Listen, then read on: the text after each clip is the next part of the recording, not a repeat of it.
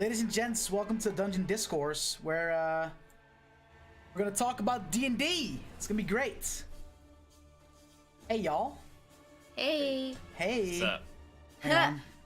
I just realized the D&D Beyond overlay is still there, so it looks like Nicole's still about to die, and Bran is like... Yeah. I thought it was hilarious because it's uploading all his streams. It's great. Yeah, I mean, I just can't be bothered turning it off. Like, it only appears when you hover over the Oh yeah, I know anyway, for sure. You know, so like, it's fine. might as well leave it up there. Welcome to Dungeon Discourse, guys. We didn't do one last week because I really wanted to get one done where James was able to attend, and since he's really busy during weekdays because work, we had to wait for a weekend, and here we are, so we can talk all about Matcham and about how his overall experience on Dungeon Select, and just how he and myself kind of had talk about how to create this character, and how we were both very nervous to create a character from Laura's imagination as opposed to mine, because it's always a thing where with characters in this campaign, it's always like, if I create someone, I'm like, yeah, like I created it, so like however they turn out to be, it's fine. But when you take characters from someone else's head Story, it's also that was one of the first things. Once it was revealed that James is playing Matcham, you messaged me / asked me, like, you need to, because knowing me, he's like, I need you to not be possessive over the character and not be like critiquing the way I play it, because it's no longer your character. And I'm like, okay, I'll try. But it was hard. It was hard. I'm not gonna lie. Yeah, so that's at gonna the be start. As we went on, like you played Matcham pretty perfectly to even like how I would have pictured him, so it stopped being hard. But the first episode, I was so like, oh, I want to control what was your things. biggest critique? Welcome in, guys. Sassy, Winnie, Gypsy, Belle, Hanzo, Trash Hunter. Welcome in, guys. We're out here. We're gonna do just another hour and a half of just nerdy D&D talk. It's gonna be great. Soko is here too, by the way, guys. Smile. Yeah. Rest in peace, Narog's hat. Lasted a whole episode. Can we just like ignore that and retcon it? That I have my hat? Nope. Nah, no. Listen. You'll get it back. Or like, you'll get a replacement. Right? It's okay. Don't worry about it. Alright. There's quite a lot to talk about. These past couple of days, I've just been hit with something, and I've just been fucking writing out shit, because there's so much that can now start to happen. There's information on some artifacts that you guys can go hunt. There's still that coin that you have that you could turn in, and that will probably lead into a whole different ordeal. Can't do that this next session, though. Tremaris, his issue, you know, his little whisper in the back of his head that's really pushing him to go fetch an item for that person or deity. We can find a god easy.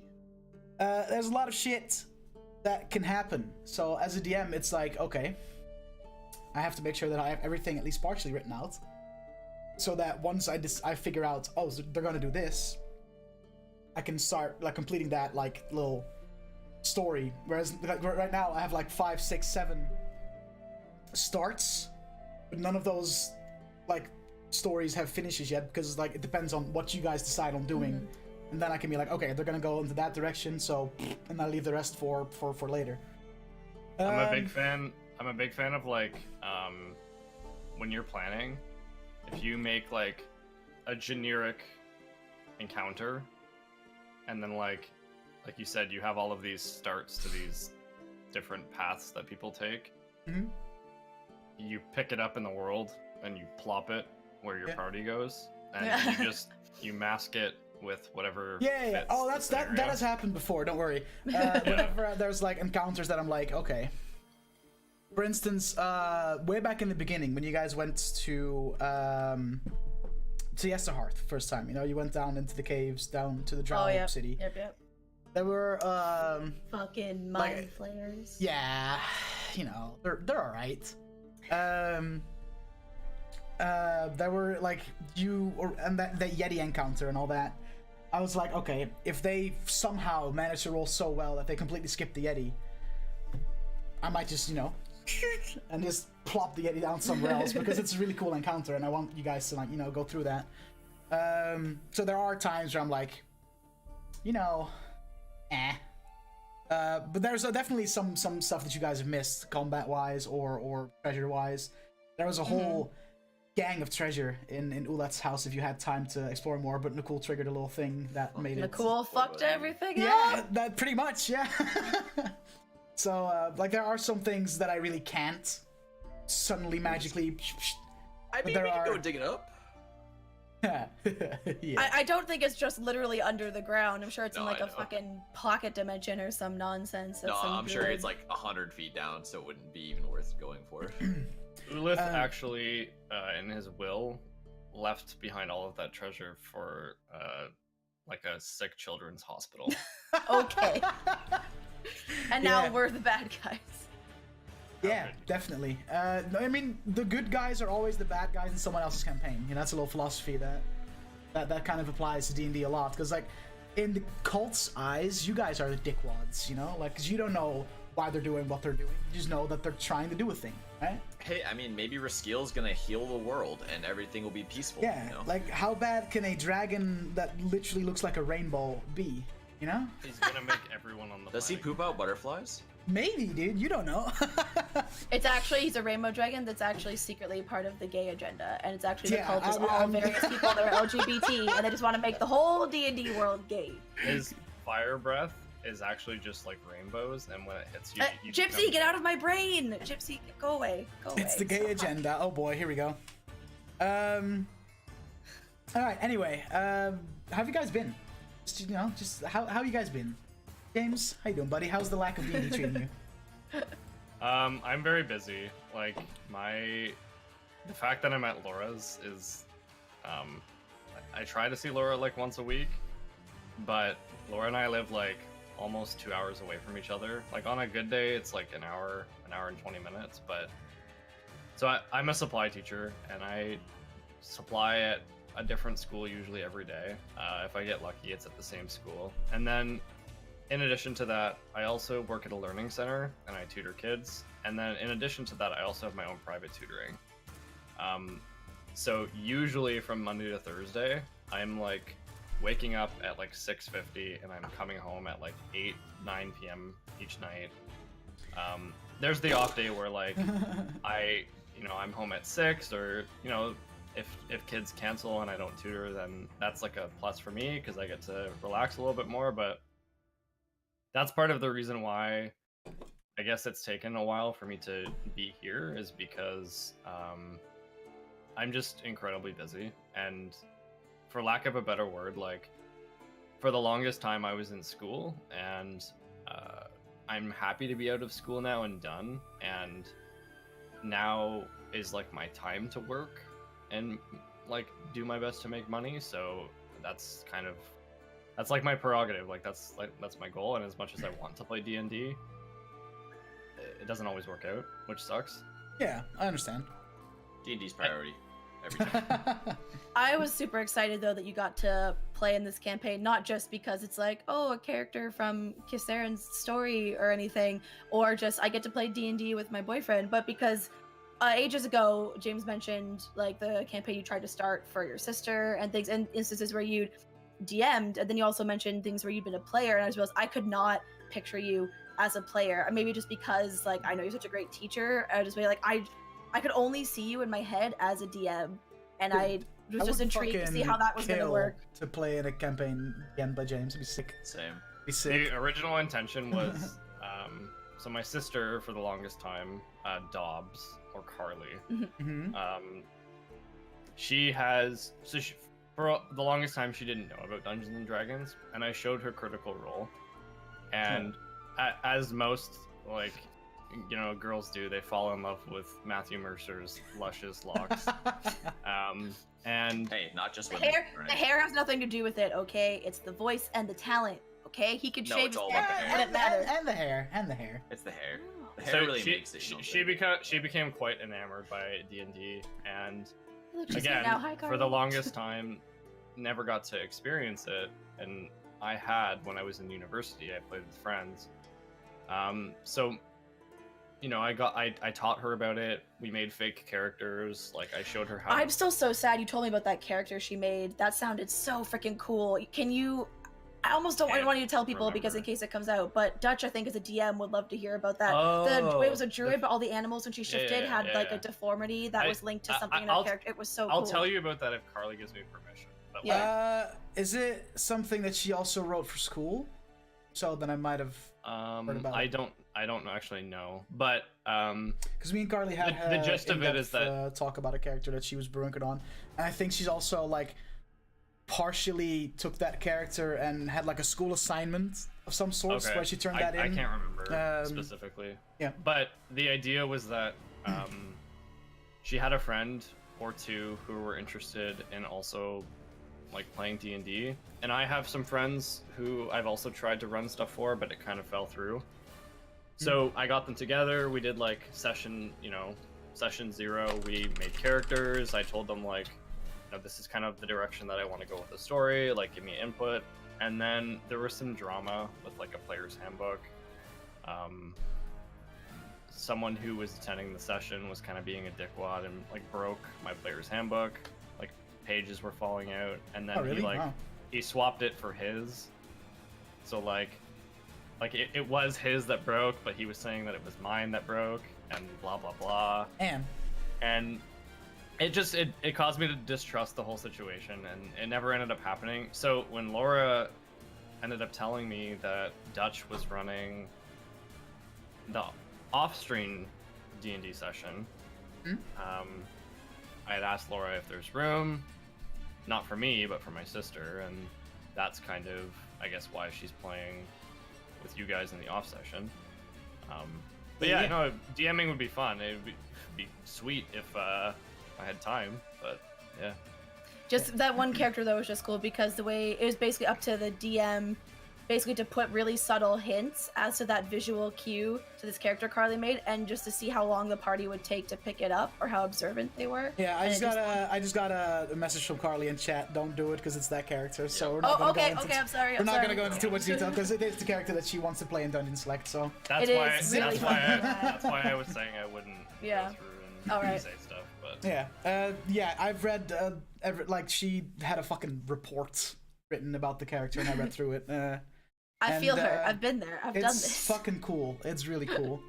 And we already discussed where the party will probably encounter that character, and when the time comes, she's gonna play that character on Dungeon Select for a few sessions. It's gonna be great. It's gonna be a good time.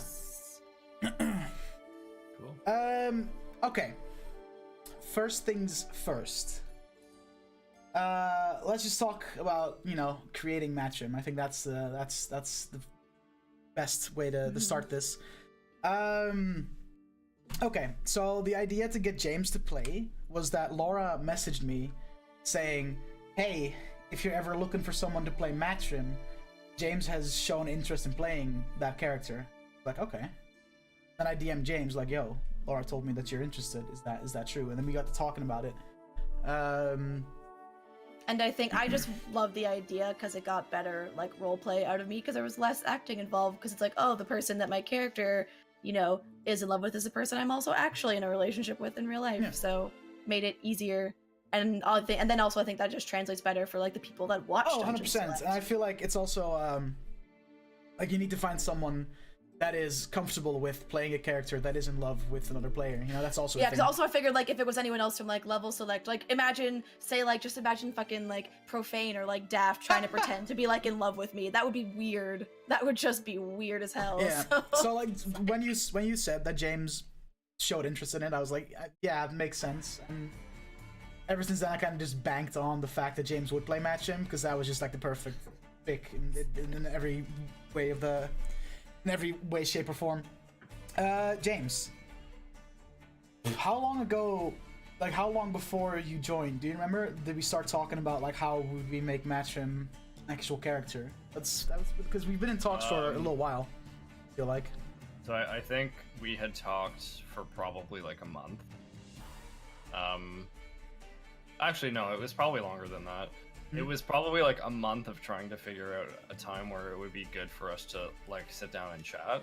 Yeah. Which it probably took longer than it could have, like, in reality, but like it was in the works for a while. it was definitely something like planned from almost not the start of Dungeon Select, but like for a very significant amount of time. Like I specifically remember it being like midway through maybe Octanus's first character arc. Maybe, when yeah. we were maybe having conversations about that. Yeah, could be. Welcome to the Geek Squad. Which was a while ago. Yeah. Yeah, that's it was a while, and yeah, part of that was because you're busy and you weren't really able to sit down.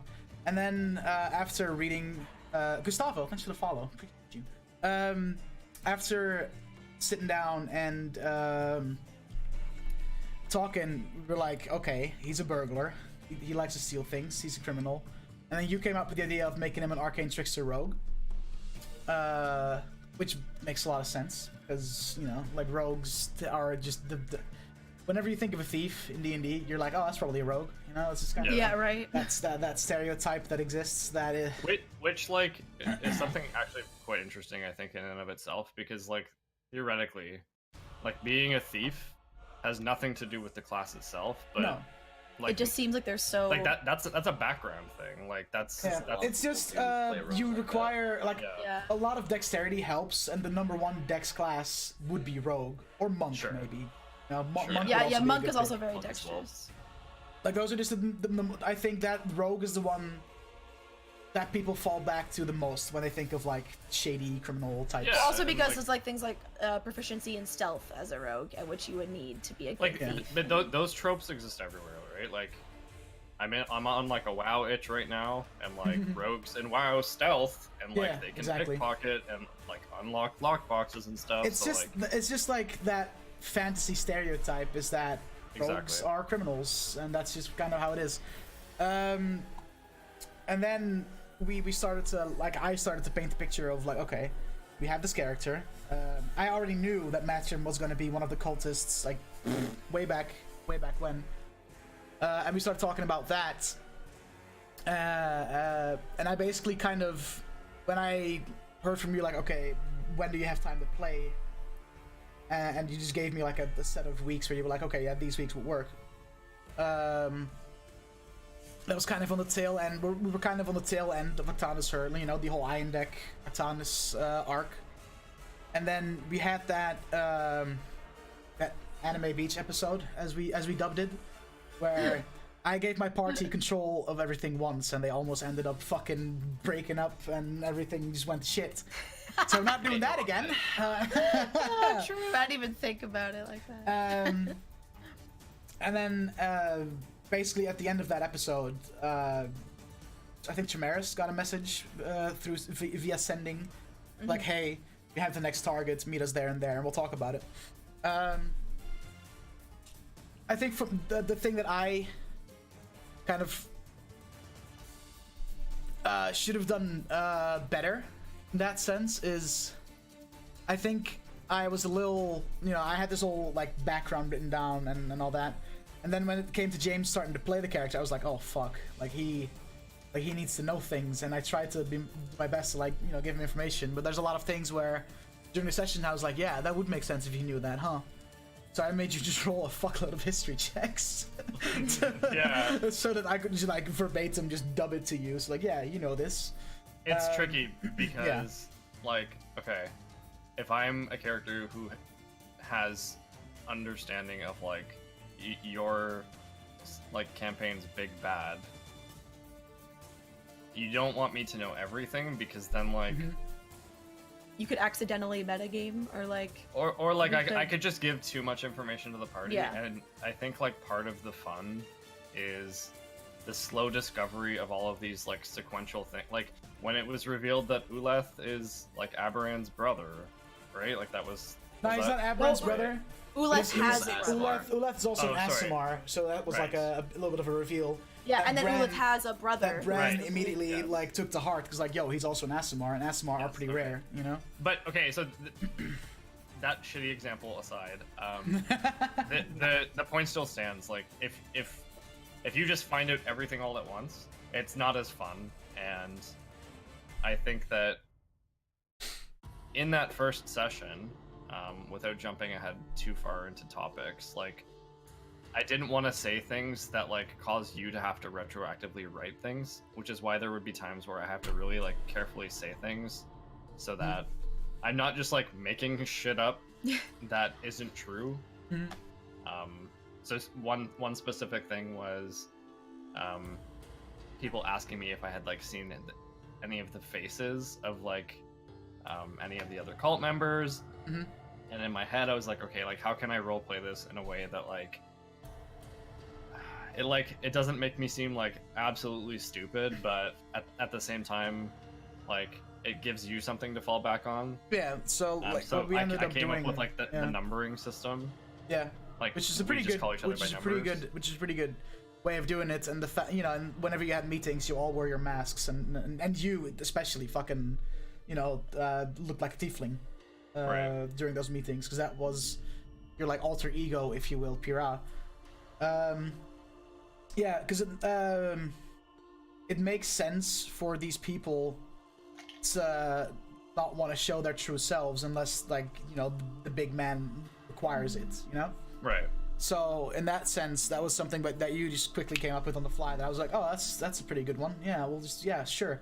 Yeah. I had one quick question about that first encounter on the note of his tiefling like alias, because like obviously you revealed yourself to us. We didn't like figure out that you were Matrim from Kasarin's past. And Dutch says because I was in disguise, but I wasn't disguising my voice at all, and I had like Kasarin's infamous sword.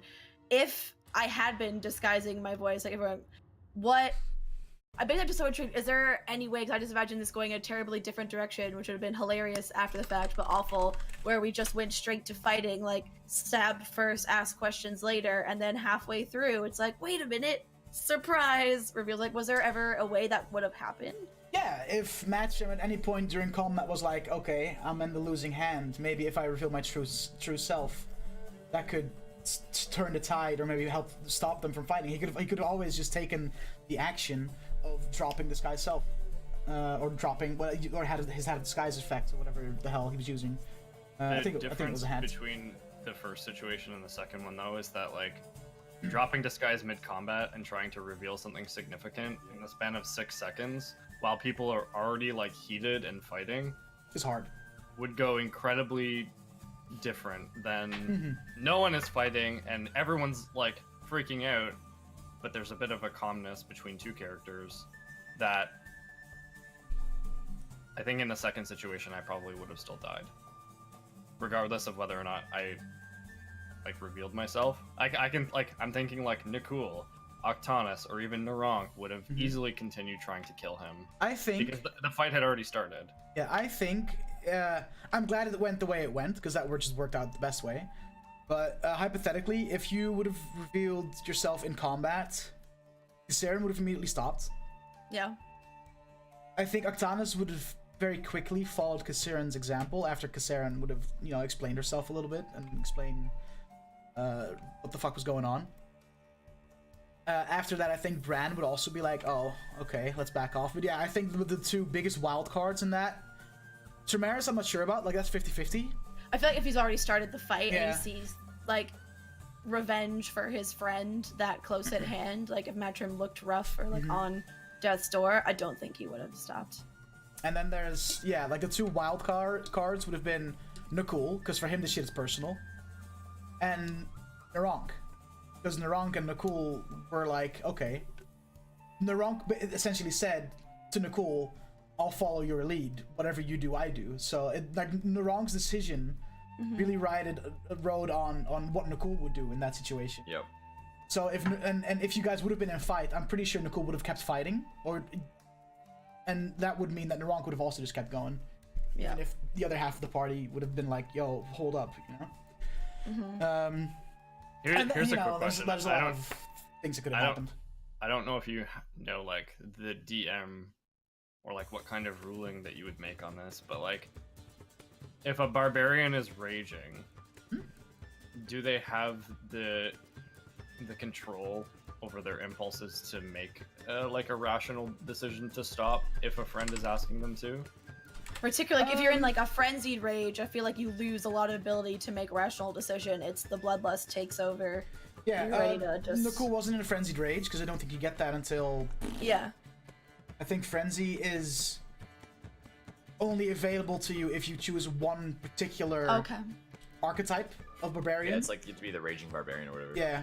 I think in rage, it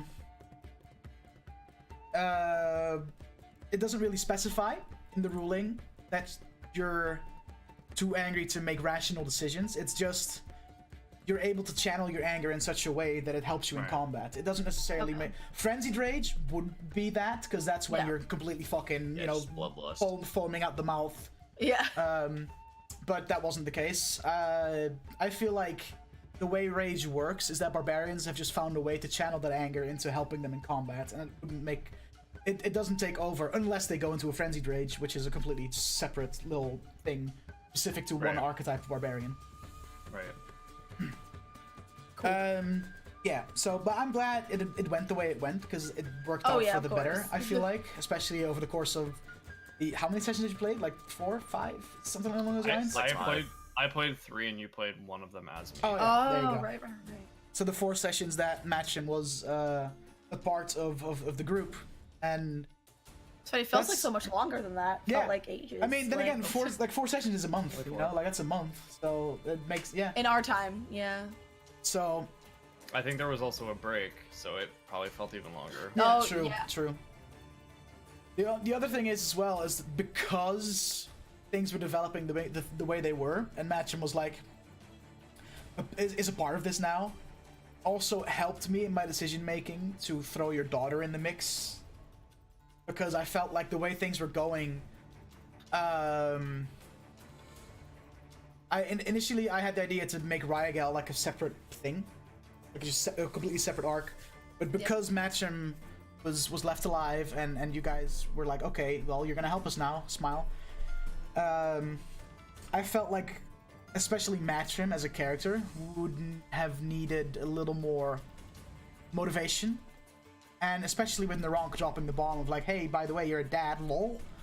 That just like made it very obvious to me to be like, okay, well, best moment. Might as well just use that knowledge if LauraK as a way to bind Matcham to the party a little more in that way. If he hadn't have dropped, if LauraK hadn't have outed that, and if in the course of it, like Kasarin, for some reason, I don't think she would have, but had also chose to keep that hidden, would then Ryagel become a separate thing? Or was it just because that was so quickly, like she was so quickly brought into all this that you're like, all right, was there any way? Yeah, if Ryagel would have been kept secret, I think a lot of the decision making would have ridden on James, because in that way, James decides as Matcham, okay, am I really gonna stick around with these people, or am I just gonna try and fuck off the first chance I get?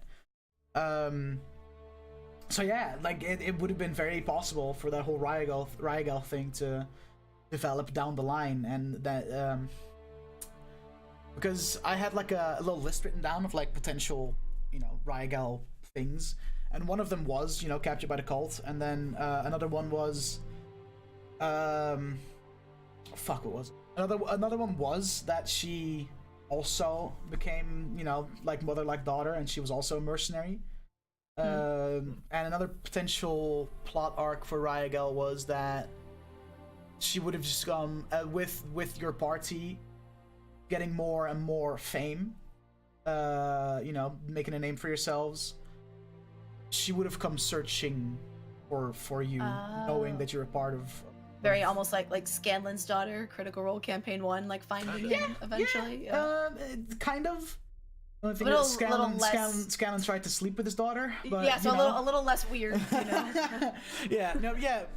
But then, you know, the way things kind of snowballed, I just figured the whole captured by the cult thing made more sense, and it functioned as a cool thing to really, you know, connect Kasarin and Matcham again after all those years, and also opened up a really good opportunity for Kasarin to reconnect with her family, and for Matcham to for the first time in a long time be a part of something that is bigger than him, you know? like have something.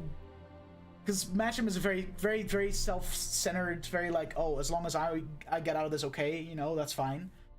So like the biggest challenge was to find something that would motivate Matcham to put his life on the line, find something that is worth it for him to put his life on the line, to go this path. And I feel like a daughter is just like one of those things that any self-centered jerk would turn around for, you know? So that's kind of the way. So I don't know if when I think about like his personality, I don't know if I consider him to be like a jerk. In my mind, he's kind of like he doesn't put his neck out for people that he doesn't like know or care about.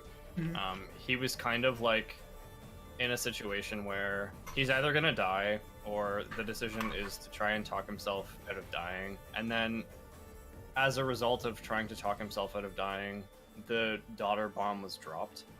And that's kind of like one of those moments where it's like you kind of like roll your eyes and you're like, okay, like I guess yeah, this is like one thing that's so important, or like it's so above me that I guess I have to do it. Or like in a situation where I have to participate in a fight with these people that I don't know about. He might be like one of the kind of people who like he's like waiting after they've all gone in, and he's like waiting and he's like, okay, fine, like yeah, I'll help. In D&D, I didn't want to like purposefully gimp the party in combat encounters like that. So for an example would be something like in the first encounter that he participated in with the party, it was against the two Night things. like The Death Knights, and Ash. Yep. And the first thing and only thing that he did on his very first round of combat, which I think he was the first one to go, He was. all he did was kick over a table and hide behind it. And it's not because he's like afraid, but it's kind of just like, do I really have to fight here? Like, And that kind of, again, it's also like self-centered is the wrong way to describe, at least like when I came up with him, because as much as I was saying earlier, I had to really let go of being possessive with this character just because he started in my head, but now he's gone somewhere else. But I didn't even create him. I completely stole the character. He's 100% a Ganassi carbon copy of a character named Matrim Cawthon from the Wheel of Time. Like, even the name was jacked. So I was just picturing that. So I sent Dutch and James, like the wiki for Wheel of Time, on Matrim's character, and Matrim, like I said, he's not going to be the one who plays a hero. He's not going to be the one who goes to help, like, the stranger on the street if he sees them being, like, accosted. But not because he's a bad person, because he's been screwed over by life too many times, and he's like, no one ever was there for me. No one stuck their neck out for me. But he also is very much still a good person and will do the right thing. Yeah, if maybe he feels like it's important enough that he should. But small stakes, he's not gonna be like maybe worried about, self-centered getting good karma or something. The right term. It's just he has no interest in being a hero, He just and really he has no likes, interest in how other people. He just really likes himself, and if there's a scenario where it's like, if I just mind my own business, I'm fine. Whereas if I try and meddle with it, I might not be fine, and I'd rather be fine. So I'm just gonna not meddle with it. That kind of way. I think that's part of the reason why him and LauraK have such a polarizing interaction, is because both of them are super into themselves. But Matrim doesn't care enough to like. So like in the interactions that like LauraK and Matrim have had, they've usually been like particularly negative. But like if he realizes that it's for like the betterment of everyone, he will help. So an example of that would be when LauraK decided to lockpick the like magic lock on Ulith's door. Matrim went to go to assist him. Not because he didn't have like faith in LauraK's ability, because he knew that if he helped him, the chances of it succeeding were higher. Yeah. An example of when they had like maybe like a bit of a spat was when we were leaving and we had left like Ulith's fortress, and we were in the cave, and the Illithid was following us, and Matrim made a comment about something that NaRonk had said, like, 2 hours ago, as kind of like a, hey, like, fuck you.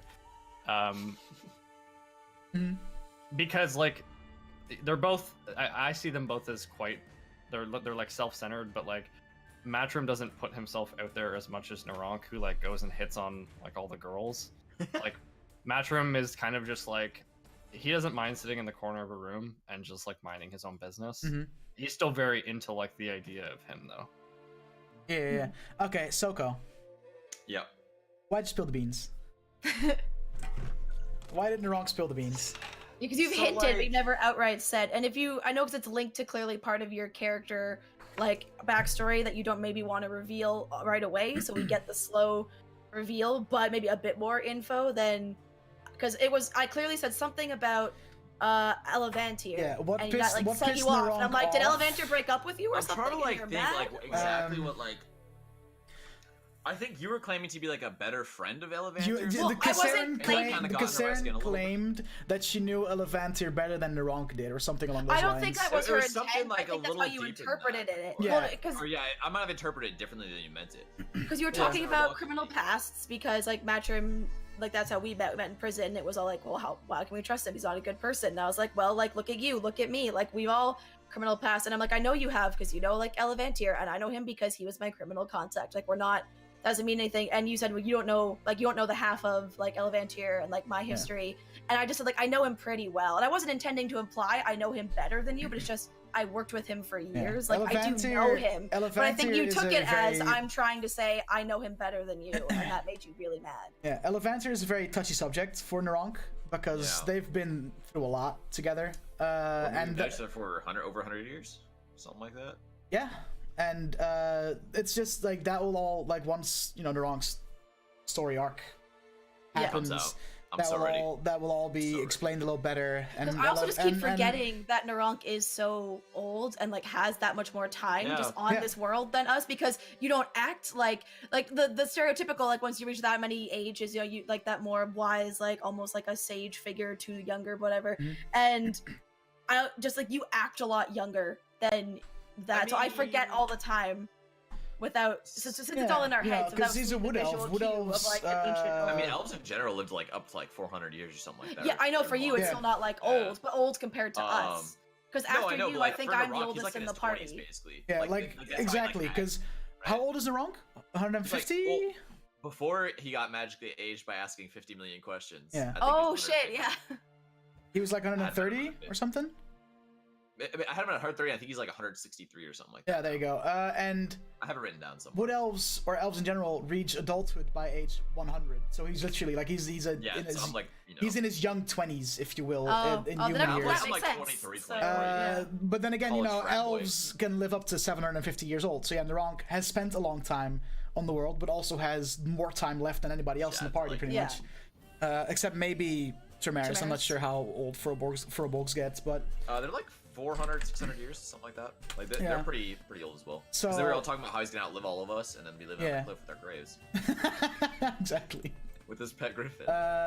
Furbolgs reaches adulthood around 30, and they can live up to 500 years old. So yeah, like that's NaRonk is older than most of the party members, but in spirit he's just he's probably the youngest in spirit. He's just a dude in his young 20s, still very young in that way. A young adult. He's got a bit of an ego. But with a lot of experience already, because elves live that long. Maybe that's why NaRonk doesn't like Matt, because he like sees part of himself in Matt. Yeah, I think we're just like too similar. NaRonk and Matt are very similar, like too similar for each of them to feel comfortable with, I feel like. I have the most tension with in my family. It's because we share the most similarities. That's why we don't get along, because it's all the bad traits that I have that we share, so we then like just clash. So, makes sense. Yeah. I think that NaRonk offends the party more than Matt does. Even though Matt has like absolutely does, but he does it in more of a sly way to the point where most people just don't care. You know what I mean? Like I've thrown digs at almost everyone in the party. Except for Tremaris. I think Tremaris is like the one person I really haven't like. Because you can't. Yeah. Tremaris is like this teddy bear. Yeah. You can't be mean to him. He's just too nice guy, like, wholesome. Tremaris. Oh man. We'll talk. Okay, hang on. We'll talk about that later. I have something to talk about regarding Chimeras. Yeah. So like, I guess how I as the DM, and the referee on the sideline kind of interpreted it as. I mean, in a way, I am a little bit. Yeah. You said like Kasarin said something that just rubbed NaRonk the wrong way. Because Elevantir is such a sensitive subject in his background and his upbringing, and like was NaRonk just pissed and was like, you know what, dude, fuck he's you, like, you know what, you have a kid, if you're gonna be like that, then hey, here's a little info you might want to know. I mean, to be fair though, if I had like, some like big relationship with a girl, right, and she knew we had a daughter, right, I'd want to know. You know what I'm saying? But, like, I also kind of felt for him. Shit. When I think retroactively about what you did, I think you like inherently saved the party from a death there. I think I did too. In a way that really helped. Because to be completely honest, I think that I probably could have killed one of you. Oh yeah. Oh, absolutely. Based off of what Dutch and I talked about, we like most definitely probably could have killed. Plus, you had those armored statues to help as well. To help too, you out, so right? Like, and there were a couple more things that match my help. Well, I mean, that's what I'm saying. Like, that's only one of the things we knew about. Like, who the fuck else knows? So I think that by saying that and immediately making Matt happy, and like I think that when you said that, or like when NaRonk says that, he's almost like giving up the idea of wanting to fight Matt, because at that point he's just revealing personal info that's most likely gonna get everyone to be like, okay, like there's clearly something going on here. Yeah, true. At the end of the day, that really helps. NaRonk was kind of like, all right, well, if we're not gonna fight this dude, he may as well know. Like, whatever, dude. And then I don't care. Like that and that like you dropping that bomb snowballed into this whole Ryagal gets included in the arc in a way. So like, and even though you like ignore each other for the next like. Well, yeah, sessions. I was like, even though it worked out, like tries to reach out the olive branch a couple times, she's like, nah, dude, fuck off. Well, because the way I saw it in my head, like, or Kasarin saw it, and even though I think part of her also will look back and realize that was for the best. Like I said, it made it like it saved her from having to worry about how to tell him anyway, even though it sucked. But then it brought like it gave Matrim an even bigger reason to work with us, and it just a bunch of good things. But in the moment, and even still, it could have also gone terribly wrong, because I remember even being so shocked because you said like you asked me if it was true, and I said yeah, it's true, and I said told you her name. And he said Matt gets like a really big like dumb smile on his face. He was super happy to hear that. That could have gone the other way. What, you think that he's like smiling like because he's a psychopath? No, he's planning on like shanking Kasarin in the throat. No, once you smiled, I knew something. I mean, like while you were like formulating your reaction, my head, because I could think a mile a minute, went, what if this is the worst news? What if this makes him either A, he's gonna hate me, and he's never gonna trust me again, he's never gonna care about me because I didn't find a way to tell him any of this. B, what if he is actually double crossing us and working for this cult and playing nice for now, and now he's gonna go find her and abduct her, kill her, and get to her before I can get to her, the one who actually like wants to save her. Like, it went worst case scenario in my head when you dropped that bomb, and there were so many ways it could have gone terribly. And even the lowest stakes negative outcome was, I'm gonna now fight with the person I'm in love with and I haven't seen for 16 years. I finally get to see him again, and now we're fighting, and he hates me because I didn't tell him this. Right, I didn't lead with this. So low stakes, you ruined her only relationship in her entire life. Bad stakes, you might have gotten her daughter, the only person she's been searching for and escaped prison for, and kind of her driving force in life right now, put her in jeopardy and into the hands of a fucking evil cult. So that's why she was so mad at you. It's not because it was that was my secret to tell, like a petty thing.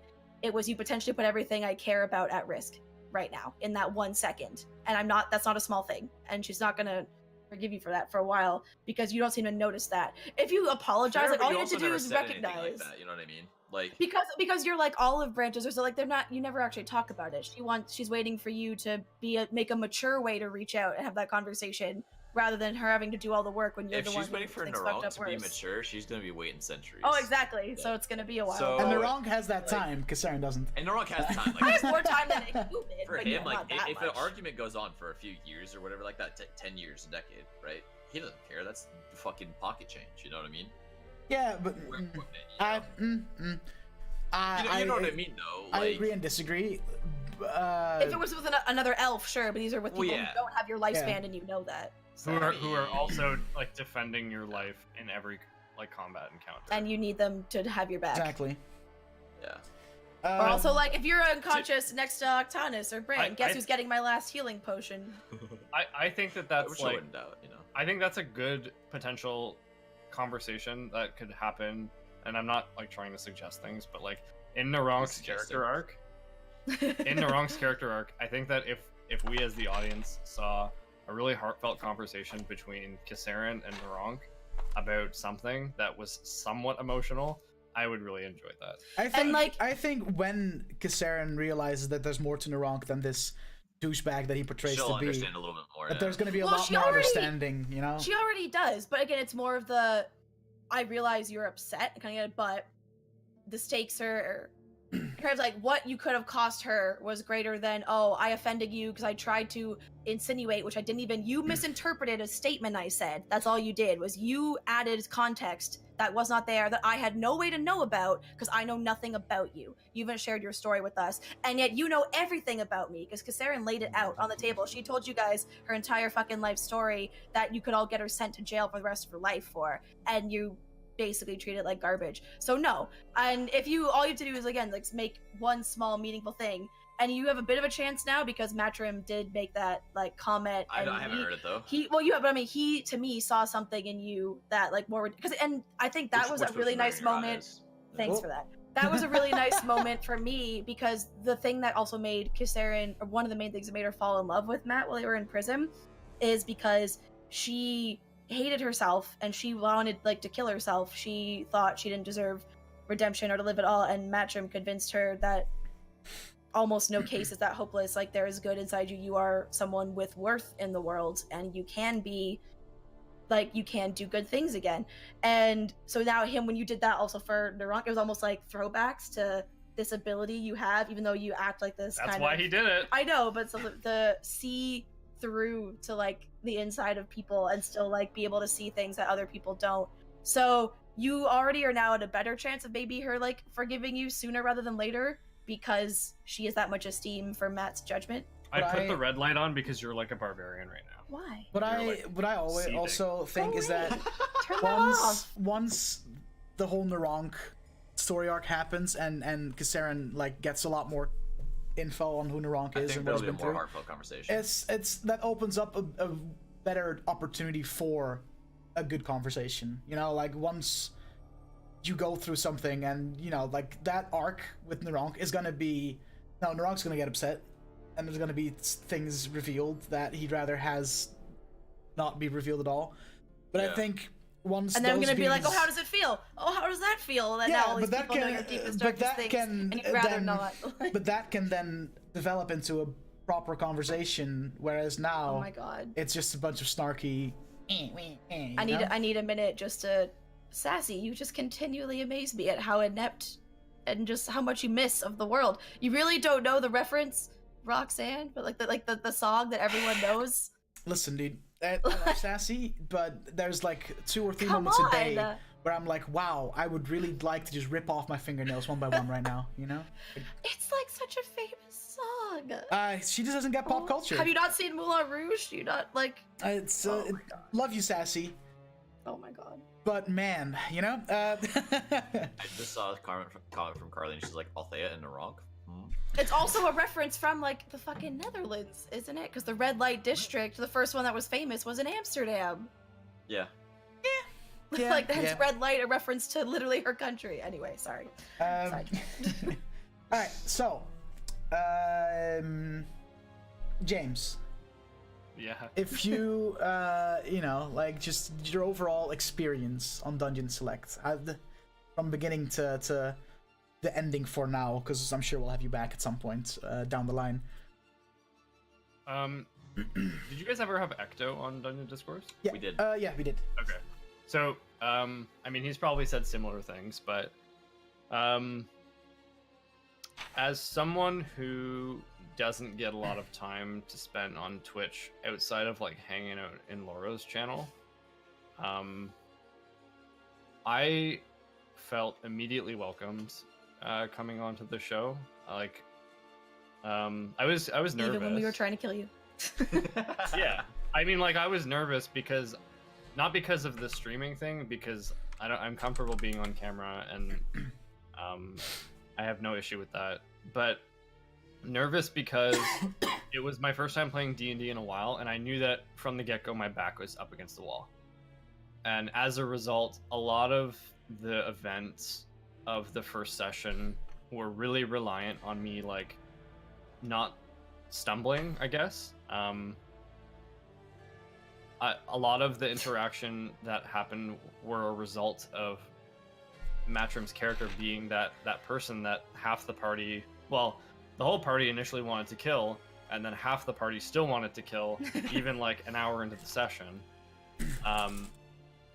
But because I think of the dynamic that DS has going, I think most people are really coming into their way of like providing opportunity for roleplay that isn't I want to be the winner.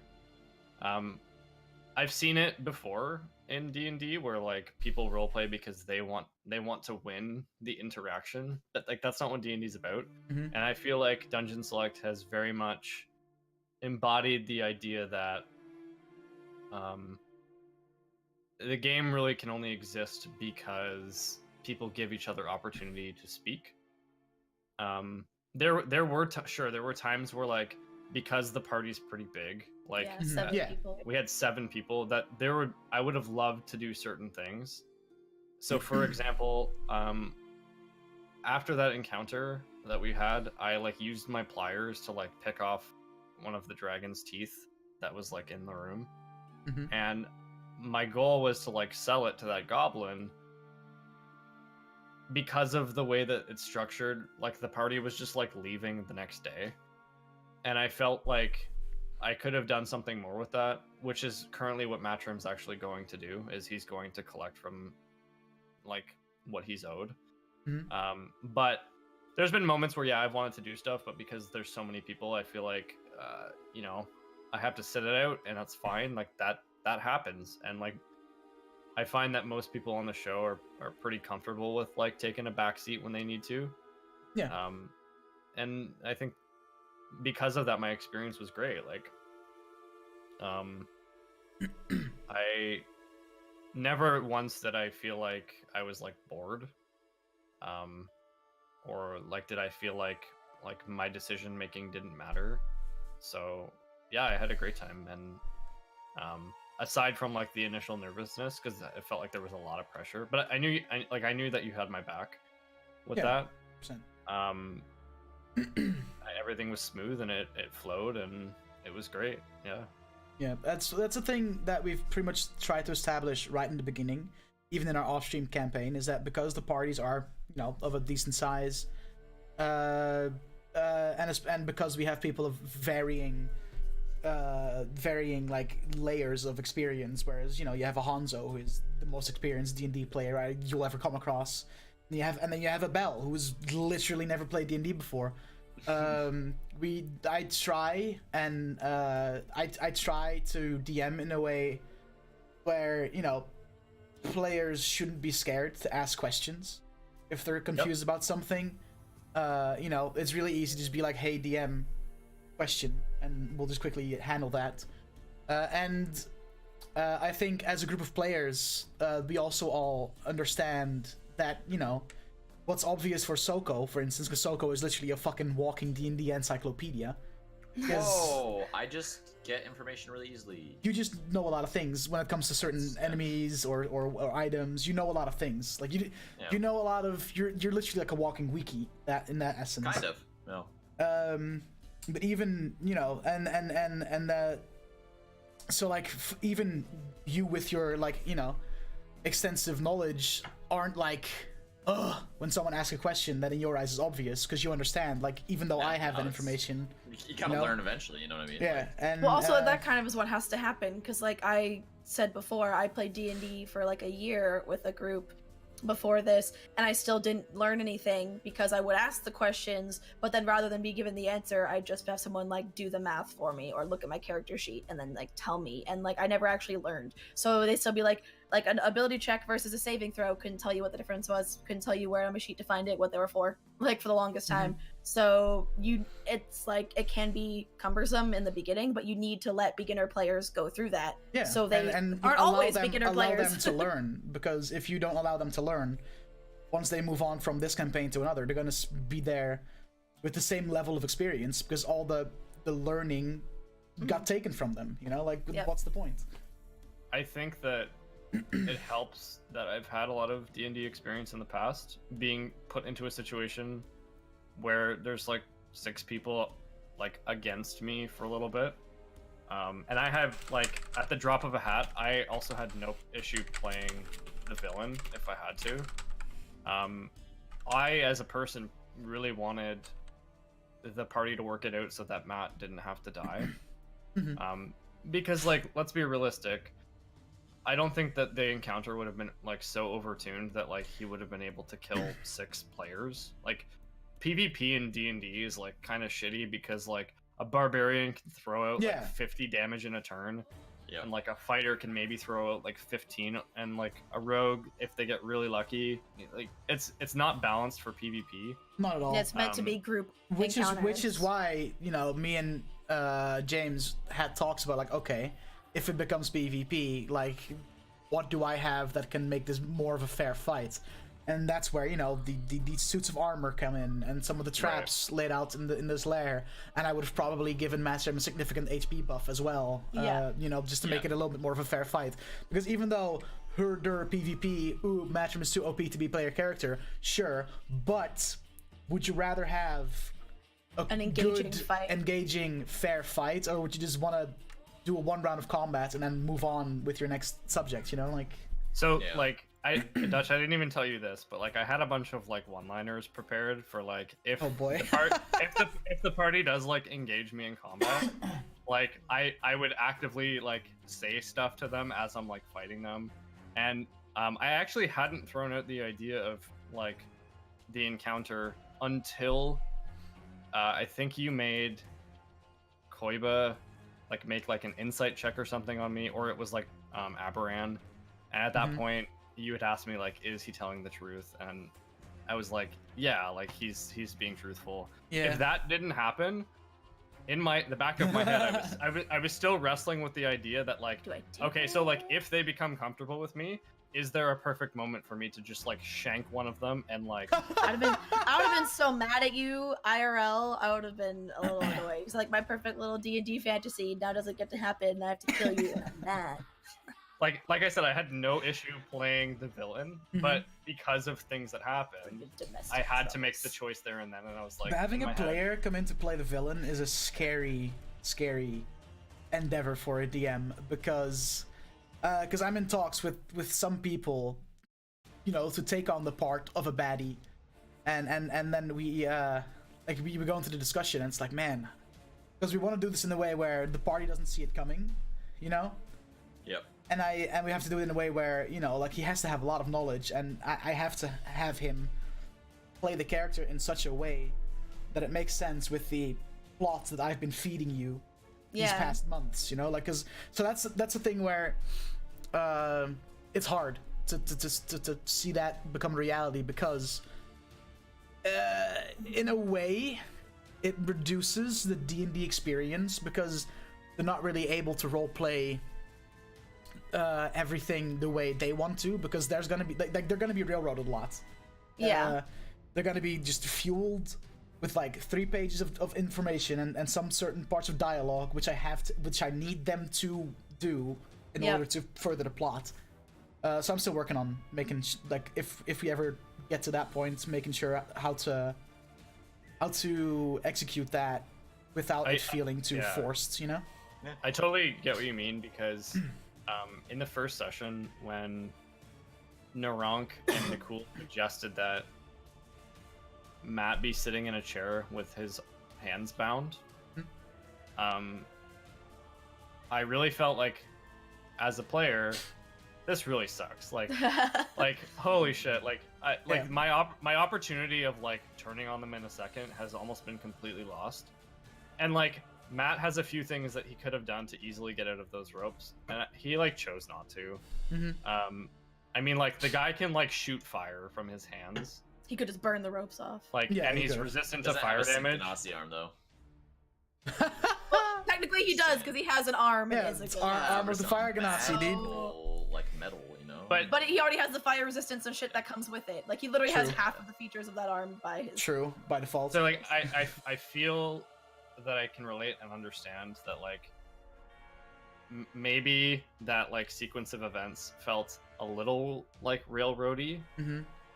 Because I didn't like, I wanted Nakul and LauraK to have this cool moment where they stare the supposed bad guy in the face and make him sit down and try to intimidate him with a claw on his shoulder, and like that's super fucking cool. And I didn't want to be like, no, that's stupid, fireball. Like, Yeah, it's hard, man. It's when there's an NPC that I like when I have NPCs do the thing, do the bad guy. You know, like Iron Deck, it's really easy for me to just push the narrative in a direction that doesn't feel forced because nobody else is there to interject because it's my character and he portrays the way I want it because I'm the DM. Muhahaha.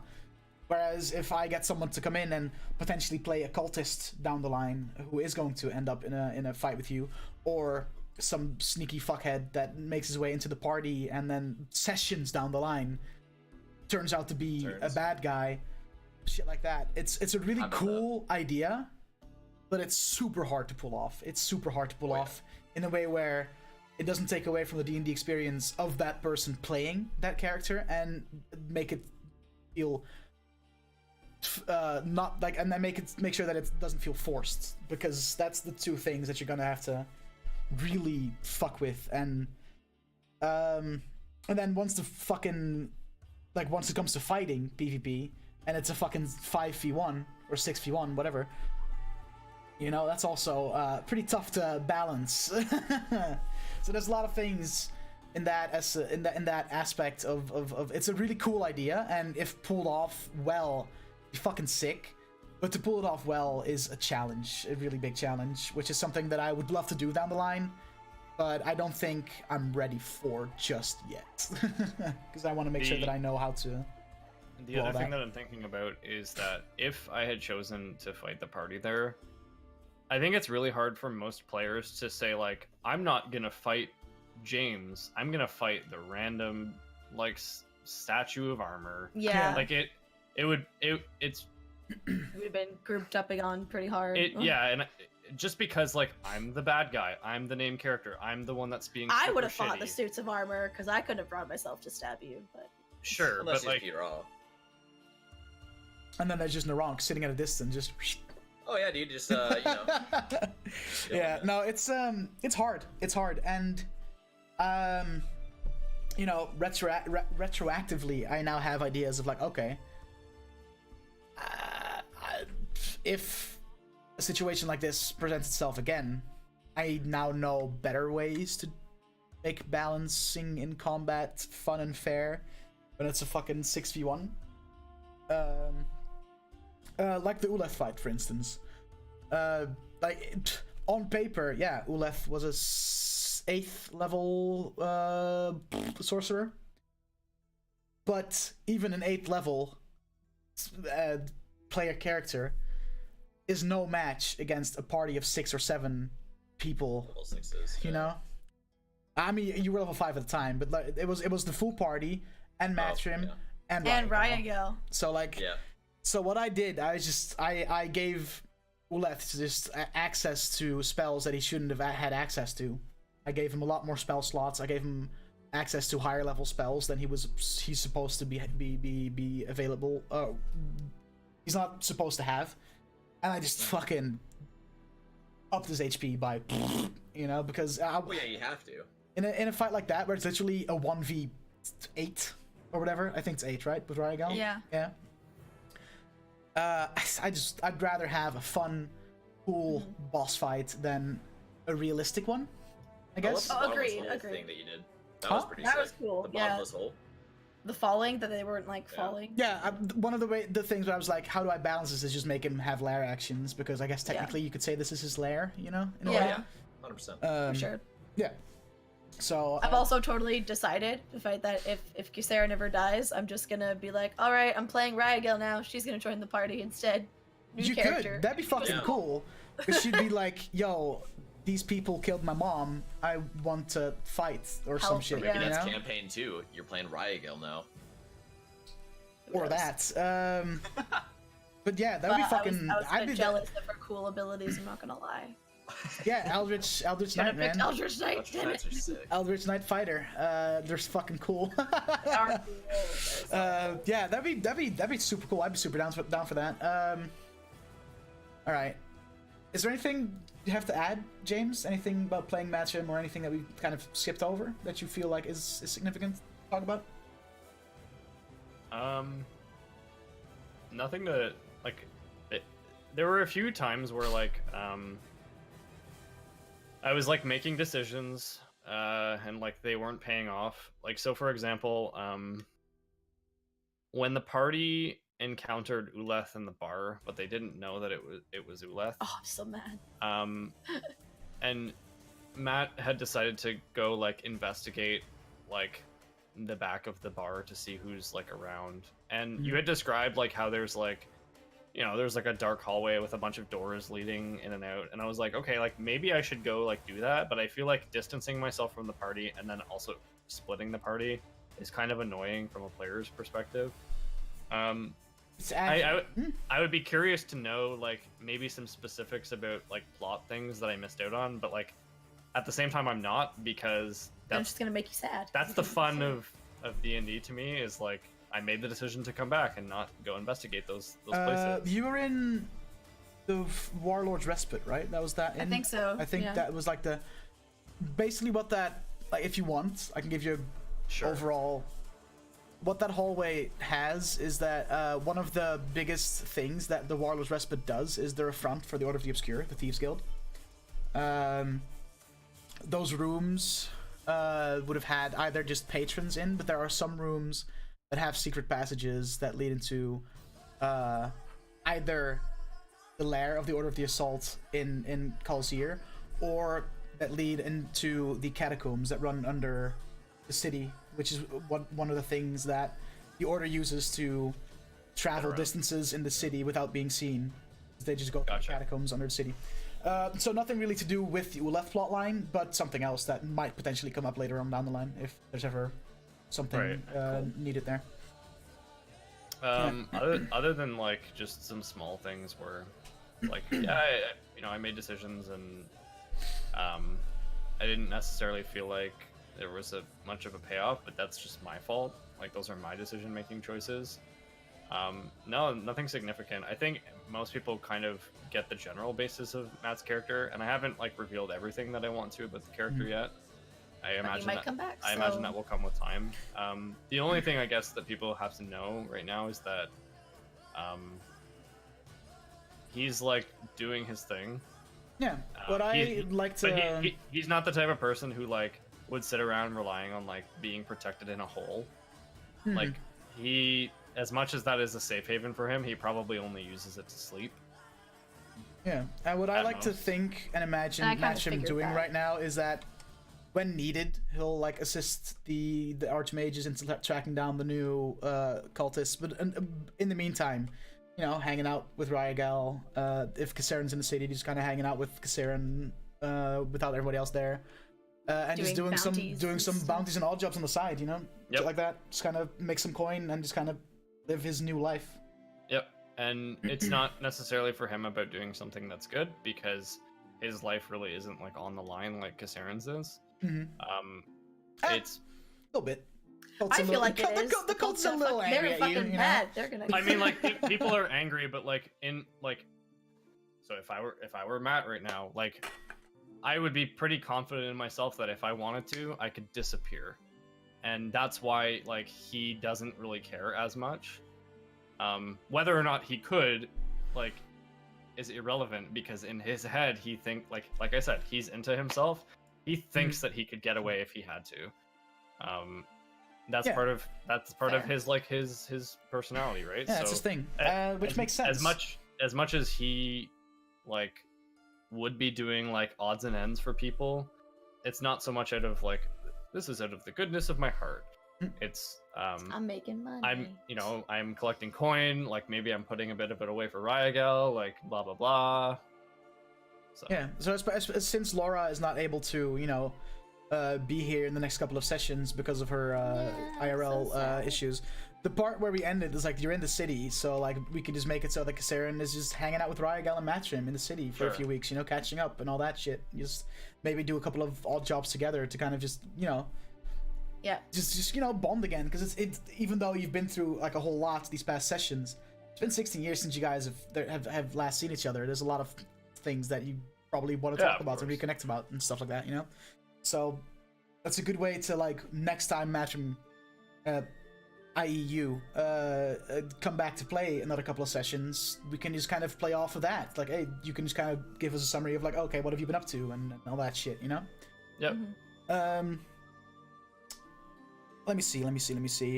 With this as well, what I think I'm going to do, I already discussed it in the Dungeon Select Discord chat. It's because Laura is very busy. Just in case Laura comes back to play, in like a week or 2 or 3, and the party is in the middle of this big endeavor somewhere on the other side of the fucking world. Mm-hmm. I'm going to take, like in Divinity Original Sin, there's these items, there's like little pyramids, and one pyramid is connected to the other pyramid. So if, i.e., Tremaris has one of those pyramids in his bag, and Kasarin has the other pyramid in her bag, she can always use that pyramid to teleport to its counterpart. So that in that way, whenever Laura's schedule opens up again, Kasarin can just be like... I'm pretty sure for now it's only a 2-week break, and then I'm back regularly until I get the next contract or until my trip to the UK. So yeah, so just if she used it to teleport, would she teleport and then appear in Tremaris's bag? No, just like in the near vicinity. Okay. But it's just an easy way to have Kasarin not have to miss out on a bunch of shit. I am our Ashley Johnson. I am our Pike now. Then I just appear, and then I go away, and then I appear, and then I go away. So that's something that I'm gonna make sure I need to remember to give to Kasarin and anyone else in the party next session, so that just in case the party is like, okay, Kasarin is doing this, how about we just go solve Tremaris' problem in the meantime or whatever. When there's a point, 2 weeks down the line, Laura's like, hey, I can play again. She can just zoop, and she's there. It's just very easy. And that way the party doesn't have to stick to this. Like, there's a lot to do in the city, don't get me wrong, but that way if the party is like, hey, let's go out and away, they don't have to like stick to the city for the sake of Kasarin joining back in and then going somewhere. They can just go, and then whenever Laura's schedule opens up, she can just be like, and she's there. That's a good idea. Yeah. So that the and next it gives few her sessions... some space from Octana, so she can go mother the child that she has a right to mother, and not the dumbass barbarian child who cut her arm off. So happy about that. Man, that was something, huh? Fuck. She would actually do it, did you? Oh, I knew she would do it. Oh. But yeah, fuck, that was... Let's find a city that thing is cool though, man. Like, I'm glad she did it, because that arm is fucking killer. The fuck that I miss? Octana's cut her arm off and now has a cool shiny metal arm instead. She's a cyborg now. Yo, what if she just gets a new piece like after like every like major arc, right? That's what they're saying. They want legs of the air Ganassi, left arm of the earth Ganassi, and then head of the water Ganassi. It's completed. Just a complete cyborg. She needs her own head though, I would think. Like maybe like. Yeah, you need the thing with your brain. Does she use her brain? If she would have, clearly not. If she would have, she probably wouldn't have cut her arm off. Like. I don't know, man. I like hearing the stuff that gives you. I'm kind of tempted to cut my own arm off for that. You know what I'm saying? Yeah, that's gonna be interesting these next couple of sessions, because that shit's gonna fucking be sore, dude. Like that fucking wherever her stubby is, that's gonna be fucking sore. I hope there's some consequences, not just like, oh, you did this massive thing and the world's magically perfectly fine. Like, yeah, get all the benefits of this new arm. That's cool, but yeah, but a lot of the you cut your arm off. I think it's gonna be sore, but other than that, the fact that it's a magical arm kind of makes it so that it's easy to, it's not like a whole operation where they have to like fucking connect a prosthetic to it. That's magic, baby. It just does it because when her stubby got close to the arm just on it because that's an effect of the arm. It says the arm description. That was a very, very good sound effect for that. Because in the description of the arm, it literally says that someone has to sacrifice their arm in order to use this. So like that bonds. So if someone lost their arm like in an accident ages ago, like something unfortunate, but then they just went and found this, they couldn't because it wasn't like sacrificing. They could, but it would make the bonding process a lot harder. Oh, okay. But because she sacrificed her arm to like wear this new arm, it triggered one of the magical effects about the arm, making the bonding process a lot less painful and a lot less intricate, irritating, I guess. But yeah, it's that thing's pretty fucking cool. I can't wait for like a time where Octana just like forgets she has a metal arm that is fireproof, and she just like picks something up that's glowing hot in her normal arm. She's like just fucking burns herself. Yeah. I mean, she doesn't have like half resistance though, anyways already, so it's not like too big. Only on the arm, like yeah, like she's as a tiefling she has fire resistant, right. But like the arm is just completely like immune to both cold and fire damage, but only the arm. So if she's like just forgets, I think it's her right arm. Drops him in the fire, have Actonus grab it. I mean, or Bran, because Bran has some fireproof armor now as well. That's true. So he can just he can swim in lava if he wants, baby. He's fine. Oh, fire. I have a question. Ooh. Okay, for Dutch. How come Kisaren got so much lip from Ryagel for lying to her? She didn't give a shit that her dad lied to her. She just gave me like attitude, being like, you could have told me. Because I'm more coy. Hello, someone else here who also knew that. Because you were the one that was guiding the conversation. But she didn't know that. She didn't know that. No. Every interaction between Ryagel and the party, Saren usually took the lead, and Matt kind of just like stood back and like watched. Other than like when we walked back to her house and you're like, hey, let's fight our kid. To Ryagel, it was very clear that you felt a lot more uncomfortable than Matt, and that's what she just tried to fuck with. He's a little bit of a twat. I guess that's fair. Matt literally brought her into an alley and was like, all right, fight me. Yeah. She's a teenager. Such a dad move. Like, not even. She was like, very aware. She was very aware for your safety. of your uncomfortable feeling, and she just, because she's a little bit of a twat, was like, okay. And I fucking love that, at first, because I told you guys, like, I flipped that coin, right? That determined whether she would know or not know. Oh, really? Is that how you decided? Yeah, I was doing the Dungeon Discourse, and I think I had Koiba and Gypsy on as a guest, and I was just like, okay, guys, I'm gonna flip a coin. Oh my god. And that's gonna determine a pretty significant plot point. And then I flipped it, and I didn't reveal what it was. Oh. And then I told them, cool. I told Nicole and Koiba, I told Gypsy and Koiba, fuck, names, shit, to like, I made Gypsy flip the coin, and I was like, okay, heads, in my head I was like, heads is this, tails is that, and I only told them the outcome determines whether Ryagel knows who her true parents are or not, or who her true mother is in this case, or not. And then when I initially revealed it, I made it look like she didn't know. Yeah, because right? she and then I 180'd that, like when you dropped her off at the house. So yeah, that was really fun for me to do. I really enjoyed that. And the only reason you found out is because Matt went back to say goodbye to her. Well, I would have eventually looked in my bag, getting an object out of it. It just would you have? Would you have looked in your bag? Would you have? What, you think all the things are in it? I'm never gonna touch ever again. I'm just gonna magically stop needing my healing potions, my hat of disguise, would my you weapons. have looked in there? Nope. Like down the line, eventually, yeah, but like not like immediately. Yeah, and her looking immediately gave her the opportunity to like, go talk to her own mother as well, and that whole scenario. For that whole bit, 'cause I know you were basically, Matt made the decision, like, I said, to let Kisaren take the lead, and like, I'm not gonna, I guess, like, second guess her decision. But on the inside, like, if there were no consequences at all, was Matchroom at all tempted to be like, no, Kisaren, you're making the wrong choice, and just like tell her anyway, or like not go along with for the 24 hours that it lasted, her little charade? He would have definitely said something because he risked his life multiple times to get her out alive, and he would have been pissed if that was all for nothing. He could have just left the party and not had to deal with it. So yeah, he would have said something to Kasarin. He would have just told her like, you need to talk to her. But see, and their difference in Kasarin's head, or I won't say who's a better parent, but at least more, maybe because she's also sat with it for much longer. Because like finding Ryagel is not as much a redemption thing for her.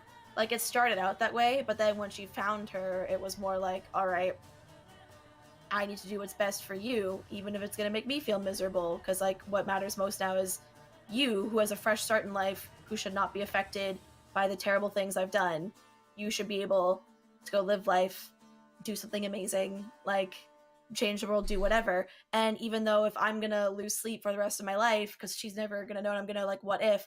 But I know for a fact she's looked after and loved, well then it doesn't matter. My comfort, my happiness, my anything. So that whole like, oh, it was all for nothing, that wouldn't really cross my head. Just because she doesn't know it's not for nothing, I now know she's safe. I know where she is. I know she has a family, even if it's not me, kind of thing. Soko, I want to know, as a player, right? How do you feel? Oh, I know where this is going. How do you feel knowing that I've put so many things in during the sessions that can possibly get you to where you need to go for your personal story arc, and knowing that one of the party and no one wants to go, and knowing that one of the party members now has an item with the power to find a way to do so? How does that make you feel as a player? Like, oh. So when I first heard the item, I was like, if LauraK heard about that, he'd be tempted to buy it, but he wouldn't because he already has those elf traits. You know what I mean? An item that Aberran picked up. Yeah, he picked at the store. It's a ring. Okay. Yeah. You know, LauraK probably would have bought it. To be honest, like as much as I say he wouldn't, I think he would have. Absolutely, especially with having all that money. The thing is, as well, is with your like you also now know of artifacts that are there that you guys potentially are going to hunt down. So you're gonna get there at some point. Yeah. So like when that, like, I'm trying to be as fucking shady as possible discussing this without trying to reveal too much. Yeah, same. But it's just don't kind of figured it out by now. But I mean, my reactions, dude, like when you said that item, like, like this, there are, yeah, it's tough, but like I'm really excited for like when you go there for those items, and then the whole like LauraK story arc starts to play in, because so bad, whenever like I do plan to have Elevantir be a big part of your personal arc, because you know, like, it makes sense. Plus I just really like playing Elevantir. He's a cool guy. So that's gonna be like, he's probably gonna, because he's older than you, knows a little more about the place you're from, you know, he'll be wanting to hop in and be like, yo, I'll help you out. But there's, like I've revealed throughout the last few sessions, I revealed a lot of like minor details about the place that you're from, and every time I say it, I can just see your face be like, you know, for a few seconds. I'm just like waiting for someone to like be like, yo, yada yada yada, you know, is this like, oh, is this, you know, it's just like, yeah, it's fucking, it's great. We're all too self-absorbed to catch these subtle hints about other people. I don't think it's I think that a lot of the party might, like, at least in character, don't care about LauraK as much as LauraK cares about himself, and because of that. But like, I just mean like the party was willing enough to help Kasarin like save her daughter and not kill Matt. But I think LauraK sometimes rubs a majority of the party the wrong way, and because of that, they're not as interested in doing the things that he wants to do. Yeah, I mean, plus LauraK is not like kind of showed this interest. Like LauraK is interested, but he hasn't shared that with anyone. Yes, like, yo, hey, sure, yeah. Now that's also a thing. Like, everyone thinks, oh, he just wants Death Song because it's a gun. Yeah. Like, yeah. Other than that song. Not quite that. Which I completely finished out because I've been doing a lot of writing these past few days, I completely written out the wrote out. That's the one. We got there eventually. I completely wrote out the whole Tremaris search for the crown thing. That little like chapter is pretty much finished. I had a talk with Hanzo this week about some potential things that could happen to Tremaris and how he would want. Like he basically hit me up, was like, listen, if we ever go get that crown, I want Tremaris to be in this and this and this position. So like me and Hanzo kind of crafted that together, like how that will affect Tremaris in a lot of ways. And it's also a very exciting arc because you're gonna have to go back to Yesterhearth, that Drow establishment that you saved from Illithid control. And I'm really excited. Like it will show some like world building. Like what has that town done? You know, since you saved it and left it. Been like all that shit. What, a month or it's been a few months, yeah. So that's very exciting for me as well, because I have like sections written out on towns, like Port Sarim, for example. You spent a lot of time in Port Sarim at the beginning of the campaign, and then the whole racing thing happened, and you had to go. Port Sarim has gone through a lot of changes since since that. And there are definitely some NPCs in there that are, like little Johnny, for instance, and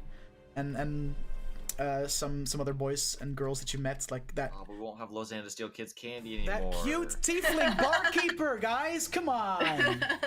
Who was super in love with Octanas. So much. But, will he still love her now that she's not even a whole tiefling anymore? Like, that's a good point. He's gonna be like, I'm intimidated, man. Like, we could be in the middle of like hot tiefling sex and she'll crush me with her robot arm. Like, I don't know. I'm out. I'm done. It just gives them more reason to use like lubricant. Oh God.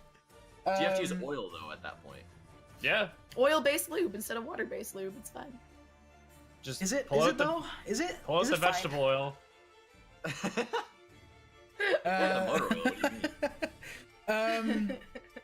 And then like I've also pretty much completely written out the Death Song heist that I've kind of dubbed it. I just dubbed it the Death Song heist. Yeah, it's gonna be a heist. I'm torn because part of me thinks it would be super convenient if you guys went for Death Song while Kisaren wasn't there, just because it doesn't force her to interact with the rock so much. But then I also really don't want to miss that because I want to be able to get some of that insight, so that, because as much as it's fun to like hate on him and like I'm not looking at you, I'm not talking to you, I do eventually like want to get past that because it is bad for like party dynamics, and it's like eventually will get boring to play and is a bit more one-dimensional. But I have also started writing down like all the artifacts, including the one that I talked about with Gypsy in secret while everyone else was muted. Did you design like an artifact for every like person, or do you just more go on, these are things I think are cool? That sounds like a spoiler. Well, there's 25 artifacts spread around the world. Oh, there's 25. Oh, yes. Fuck, never mind. There's more. And there's a couple that I designed with your characters in mind, and there's a couple that I'm just like this is cool. Those are out there. But like there's items that, have to be attuned by someone with a good alignment, but there's also items that have to be attuned by people with an evil alignment. So, Oh, hey. There are some Party becomes evil campaign. there are some artifacts that are out there. We joined the cult. It was all for nothing. With them, there are artifacts out there. There are artifacts out there that you will never be able to use. Yeah. Or that our enemies will use. Or that your enemies will use against you. Or we just get them to hide them, so the enemies. Or that. So, like, there's definitely more artifacts out there that I pretty much just went down the roster first. So I was like, okay, Octanas, I want 2 artifacts that fit her. So one of which is one that you guys know of, is a Great Axe, because, that's what she uses, so it made sense. And then I made one weapon for everyone, with everyone in mind. So I made a flail for Abran. I made Death Song for Narong. I have a weapon for everyone, and then I have Frostborn. I don't know that is. That's a Warcraft sword. Lich King. You should tell Dutch what your new Warcraft related mission is that you've decided. Well, he's busy telling you about artifacts, so I'll tell later. And then after I designed like 2 artifacts for each character, I was like, okay, there's 25 out there. 2 times 6 is 12, so there's 30 more that I have to design that could fit several of you, and some that are out there but are used for more sinister things that will either be used against you or you'll find maybe, but never be able to use because you're not. Like the chromosphere. For instance, the chromosphere is one of them. Yeah, the chromosphere is one of the artifacts that got created during the Sundering, and houses a lot of power and a lot of potential that you guys have no idea of. Did anyone in the party technically use it? No, you just collected it and handed it off to Elementor. I was saying, like, if we found it again, is there anyone that like it would benefit to have? The world. Well, yeah, but like. Wait, let me quickly check. What? You'd have to attune to it. Yep. Chromosphere searches in his document. This must be a massive document by now. 13 pages, which is just the artifacts of the Sun Ring, and all. I was gonna say there's no. I was like, that's not enough. No. Like the fucking Dungeon Select thing is like 50k plus words by now, maybe even more. I don't even know. The Chromosphere, in its normal state, when attuned to, can be attuned by everyone, just any type of person. In its normal state, fuck it, I'll just say it. Gives attuned people a +1 bonus to all saving throws and makes them immune to fire damage. Hell, I'm about to go hunt that down, dude. But you know, the fun thing about the artifacts is that there's several stages that if you prove yourself worthy enough to utilize the weapon or the piece of armor or the ring or the whatever the fuck you have, they will evolve and their looks will change and they will unlock even better abilities and down the there's 3 stages pretty much for each artifact. There's just the normal state, the the awakened state, and then the exalted state. And the exalted state is when all the fucking bonkers wacky shit comes out and it's just fucking wild. But it happen to we're like already doing bonkers shit either. Yeah, pretty much. There's definitely some artifacts that are designed to be utilized by higher level characters than you are right now. And then there's some that I like, the ones that Goldie listed to you, like, okay, these are a few that I know of, are artifacts that I'm like, those are appropriate for your level, so if you were to want to hunt those, you could. Whereas the ones that I'm like, I'd have to wait a couple of levels before I give you access to that, I just haven't mentioned. So yeah, yeah, but there's a lot of them out there, and they're all in different places, and every artifact is gonna be a multiple session endeavor to fetch, pretty much, because there's just, you know, either heavily guarded, wielded by someone else, or just, you know, a fucking maze of puzzles or whatever the fuck you have to go through to get it. Because they're fucking powerful things that, you know, only worthy people should be able to access them in that way. Or you have to select from one of the most powerful, you know... I mean, yeah, there's a reason the Keeping Death Song in the foothills, because it's a fucking town controlled by the Order of the Obscure, and there's no magic in there. So, yeah, good luck trying to fucking figure that out. Yeah, like, and also it opens up a lot of possibility because, hey, there's a couple of them in the Abyss, there's a couple of them in the Nine Hells, there's a couple of them in the Feywild, there's a couple of them in the Elemental Planes, which is just cool, because if you guys were like, hey, I want to find this, just is a very easy ticket into, oh, okay, cool, so now we're gonna have a couple sessions in a completely different plane, which is fucking dope. We'll die in a completely different plane. I mean, hey man, Bran has now has 4 diamonds that are eligible for several resurrection spells. Yeah, so not you like should be fine. Instant resurrections either, though. You know what I'm saying? Revivify is. I mean, no, but like you're not gonna make it just an instant resurrection. You're saying? The way I'm gonna do it, make us work for it a little, like. Yeah, if it's like a proper ritual, so every revive spell except Revivify will have like. There will be more to it than just what the spell says, because I feel like death needs to have meaning, and bringing someone back from the dead needs to have meaning. I feel like if it's too easy to resurrect players and there's no stakes in a fight, like, Revivify, like, oh, I'm dead, no one's gonna care. But Revivify will probably just be a saving throw in that sense, because Revivify is designed to be that like battle res of people that like, oh, died within a minute ago, quickly get them back. It's like magic CPR in a way, where it's just like and get them back. Whereas the other spells require an hour plus of rituals and all that shit, which is much more like, okay, their soul has crossed over, how are we gonna get that back? Yeah. You know? Whereas Revivify is just magic CPR, where it's just like, oh, they died less than a minute ago, let's quickly get them back. In that way. Hearts It's back. like a You're pocket good. AED. You know, it also depends on how you die. Like if you get your head torn off. Might be a But little but if you just go unconscious and fail your death saves, then Revivify is a spell that could just quickly you back to life. You know.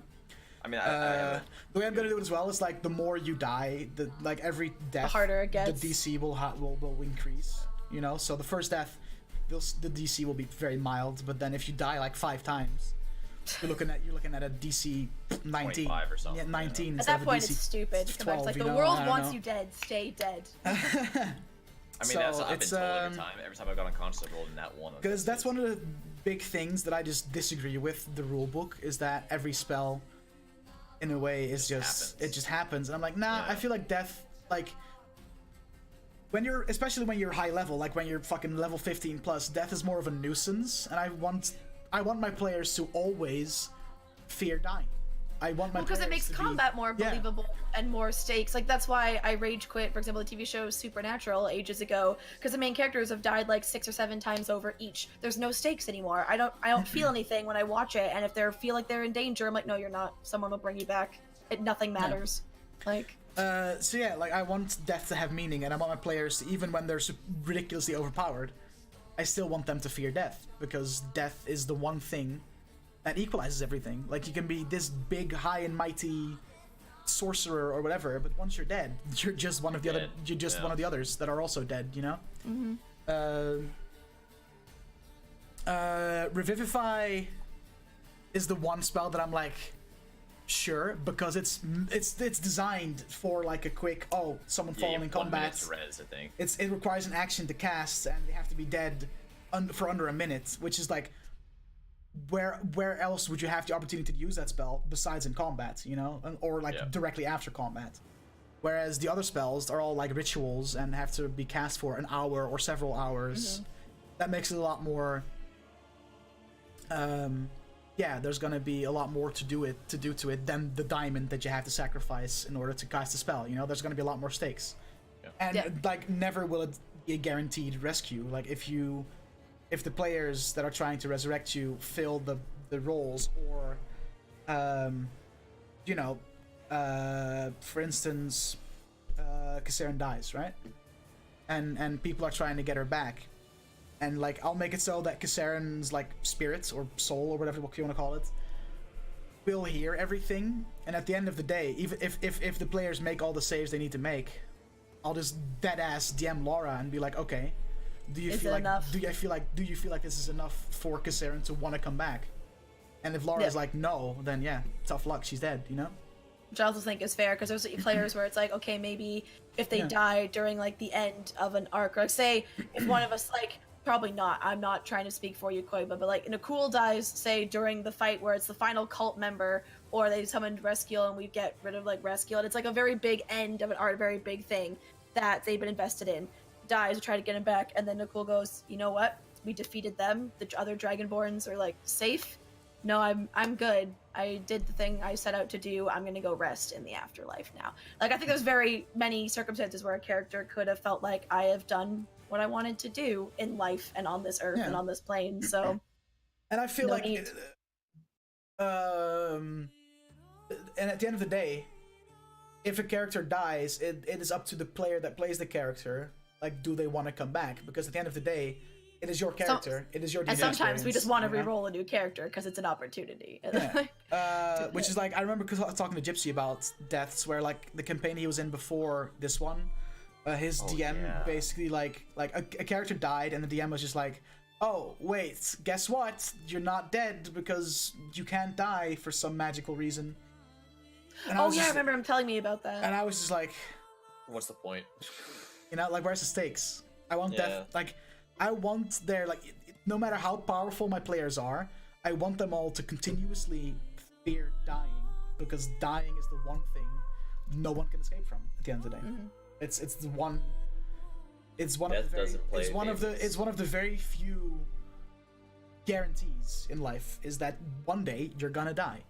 And I don't want death to be a nuisance like it is in D&D and in a lot of games in general, where it's like, oh, my character died. Oh well, especially in D&D where permadeath is a thing, and once you die, yeah, good luck, just re-roll.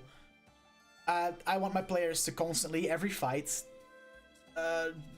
think about what they're doing and not just do some reckless shit unless it's really true to character. Because they'll die, and death is a real thing. So even when you're level 20, even when you're level 20 and you have people in your party that have the fucking wish spell or whatever the fuck, I still want death to be meaningful, you know? Yeah. I don't think any of us get wish because none of us are wizards. Tremaris is a sorcerer or a wizard. What is he? He's a sorcerer, but I'm not sure if sorcerers get wish or not. I mean, like, wish in general is a spell that not every, you know, like, there's definitely... Because once you do wish, is also a chance that you never are able to do it again. You know, it's yeah. Plus, it's like you have to use 25,000 gold. Sorcerer and wizard get the spell. Oh so, yeah, okay. There you go. So Tremaris could technically get wish if he wants to. Yo, we can all live on the cliff together. We don't. If he stops leveling up in Warlock and actually levels up in Sorcerer again, that's a whole nother story. At this point, I don't think he can get level 9 spells because you have to be level 18 to get level 9 spells, and he's already taken 3 levels of Warlock. So, yeah. No wish spell. I guess you're right. No wish spell. No one in our party will have level 9 spells. Well, I guess Gypsy potentially could. Yeah, Gypsy only multi-classed at 1 level, and yeah, but from what he wants to do, it's true. Yeah. Yeah, because like you're a gunslinger, you don't get spells. Same with barbs. No one else does. Same with fighter. Yeah. So yeah. Well, you might. Yeah, like I can talk about D&D forever, but I'm kind of Same. You know, if there's anything you want to ask or talk about. One more question for you as Matrim, and it's not really an important one. I'm just curious because the other like big fear that Kisaren had as soon as you popped up, because immediately like her feelings came back. There was no question about it. But it's like, what if his didn't? What if it was just we were in prison? We were the only other people or Kinasi that we thought we'd ever see again. What if it was like feelings born out of convenience? When you were making the character, did you ever consider that like it would be a one-sided relationship and that you wouldn't actually care about Kisaren the way she cared about Matt? Oof.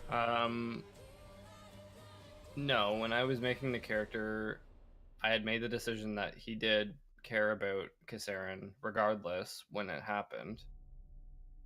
It ultimately came down to if it's right, I will attempt to fight them, but if I gauge that it's better storytelling for me to be alive, then he would still care about her.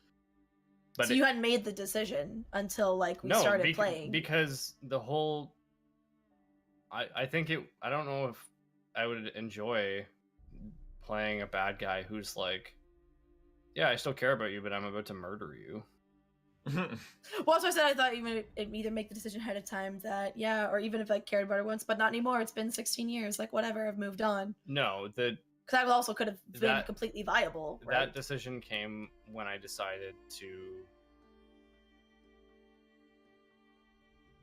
like I said, the decision to, like, not fight against the party came when Dutch made, I can't remember, Koiba or... the inside check. Gypsy make an insight check about whether or not my intentions were true, and the question was something along the lines of like, is he telling the truth about the questions he's being asked?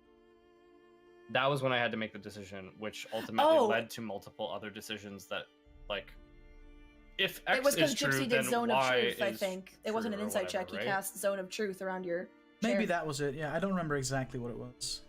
But I feel like that's what it was. There was a point where someone just like did an insight check or like force match him to tell the truth, and that kind of... Oh, he didn't Zone of Truth? Never mind, I'm crazy. No, yeah, it was like just purely an insight versus like whatever. And then if I would have been hella smart to Zone of Truth that though. Yeah, that would have been too late now, motherfuckers. Fuck it. I just really funny that you couldn't make that, because to me, and this just shows a difference in like approach to character. Things like that, that's a decision I would have made beforehand, and rather than what's better storytelling in the moment, it's I've made this character and now I'm going to play true to that character. But I think yours is probably a much smarter approach and better for like the campaign and for content. Mine is just the way I play D&D. Like those decisions would have been pre-made, and then it would have been The difference between that and this, though, is that I went into it knowing some characters probably wanted me dead, and some characters most definitely want me alive. And in my head, based off of what I had seen of Dungeon Select, I made decisions about like how the character would react to a party who is split down the middle, like kill him or no, wait, let's talk. And that was just for me as a player making those decisions beforehand, because I'm not sure that it would have gone as well if I had to do everything on the fly. Like that was just kind of like an insurance thing on my part. Fair.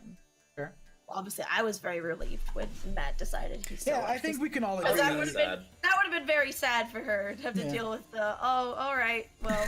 I kind of just wanted to see James kill one of us, to be honest. Like I was kind of hoping, like he would have left Haran last. Oh yeah. I think we can all agree that the way it ended up going, in hindsight, is probably the best way it could have gone. Oh yeah. Yeah, it's probably the hands down. Best case scenario, yeah. Yeah, definitely.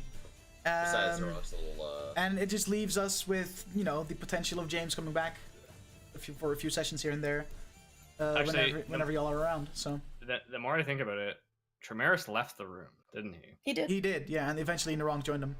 That makes me think that I would have killed someone. Because you weren't facing our full party. You were like, I could take you. That's a good point. Yeah, if you started fighting when me and Tremaris were out in the hallway. Yeah, you would have probably heard some Well, yeah, it's only a ruckus, door, unless I mean, someone made some magic way to silence everything. Plus, those guards came, and they would have probably heard some kerfuffle as well, and they would have entered. And then he would have had backup, and yeah, that could have gone real bad.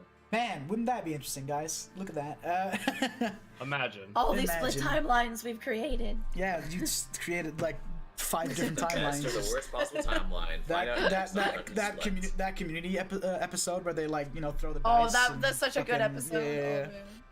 Also featuring the song Roxanne, by the way. Funnily enough. This is come full circle. Yeah, I think with that said, unless there's some more questions from chat or any one of you, I'm very excited for tomorrow. Very sad that I'm sad. Both Laura and Soko. Everyone in this call that isn't the Actually, DM. I do have a question for you. Oh. Can NaRock get his hat back even if I'm not there tomorrow? How about you just go buy a new hat? You're rich. Well, because like now. if they leave the city though, I won't have time to. You know what I mean? That's the thing. Yes, it is Why possible. Why does he need this hat? Where is the hat again? It got sucked into the Ulaf house and disappeared. No. It's that when NaRock went unconscious in the dragon fight, the hat Yeah. Oh, it's in the yeah. Yeah, so it's still there. It's just in that destroyed city. Might go spend 900 gold buy those portal things from Haran. Those portals only go to different planes. Ah shit. Those are portals to the Feywild. Right, the they're Abyss. little horse and buggy trip out there. Why don't you just buy another hat? That one might have probably been set on fire by now. Special. Set on fire. Listen, if you want me to play NaRock tomorrow and just have him go to the shop and try to see if he can use that fucking ticket, I will. Absolutely. Okay, I will. Absolutely, yes. Well, I'll give it my darndest. The outcome is still no. All right. With that said, guys, thanks for watching. Thanks for being guests today. Appreciate y'all. It was fun to talk nerdy stuff, and I'm very excited for tomorrow. Even though we're 2 people down, hopefully we'll still be able to play. Have fun without us. I think Belle and Gypsy are still kind of up in the air because they're both feeling a little poopy. Because if either Belle or Gypsy is like, listen, not that I am wishing ill on anyone or being at all selfish, hoping D&D gets canceled, but that would be super convenient for me. So like if Belle or Gypsy hits me up tomorrow with I don't think I can make it, I'll probably cancel that's the already session, 3 of that's half the party down. That's fair. Then you could just run a one shot instead. You could. You could just find a with no preparation the same day. All right, dude.